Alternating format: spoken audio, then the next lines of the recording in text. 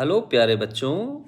आज मैं आपको बताने जा रहा हूँ श्री कृष्ण की एक बाल कथा, प्रसिद्ध और प्रेरणादायक कहानी। तो चलिए शुरुआत करते हैं श्री कृष्ण की बचपन की कहानी से।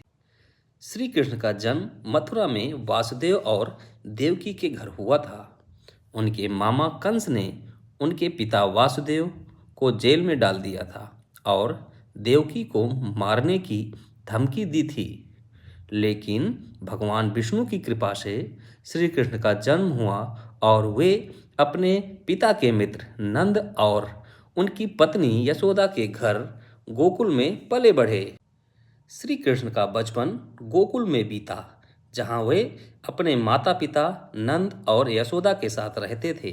वे एक बहुत ही चंचल और शरारती बच्चे थे, जो अपने दोस्तों के साथ खेला करते थे और उनके साथ रहते थे। लेकिन वे एक दिव्य बच्चे भी थे, जो अपने आसपास के लोगों को प्रेम और आनंद से भर देते थे।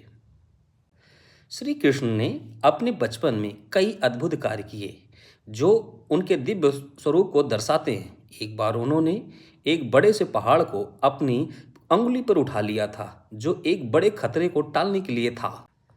इसी तरह उन्होंने एक बार एक बड़े से सांप को मार दिया था, जो कि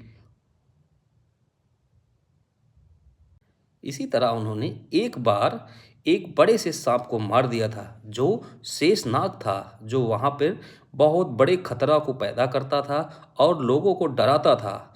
श्री कृष्ण ने अपने बहादुरी से उसको मारकर गांव वालों को भयमुक्त किया था। इससे ये साबित होता है कि श्री कृष्ण एक दिव्य बालक थे। श्री कृष्ण का प्रेम उनके सबसे बड़े गुणों में से एक था। वो अपने आसपास के लोगों को बहुत प्यार करते थे और उनकी मदद के लिए हमेशा तैयार रहते थे।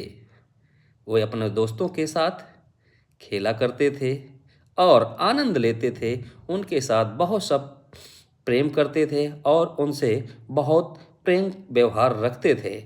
इससे श्री कृष्ण की लोकप्रियता दिन बर दिन बढ़ती जा रही थी। श्री कृष्ण गोपियों के साथ भी कभी कभी नृत्य करते दिखाई देते थे। श्री कृष्ण भगवान की लीला अपरंपार है। श्री कृष्ण की बाल कथा एक प्रेरणादायक और अद्भुत कहानी है, जो उनके बचपन के कार्यों और उनके दिव्य प्रेम को दर्शाती है। यह कहानी हमें सिखाती है कि प्रेम, करुणा और मदद करने का महत्व क्या है। इसलिए हमें सबके साथ प्रेम का व्यवहार करना चाहिए। बोलो बच्चों, राधे राधे।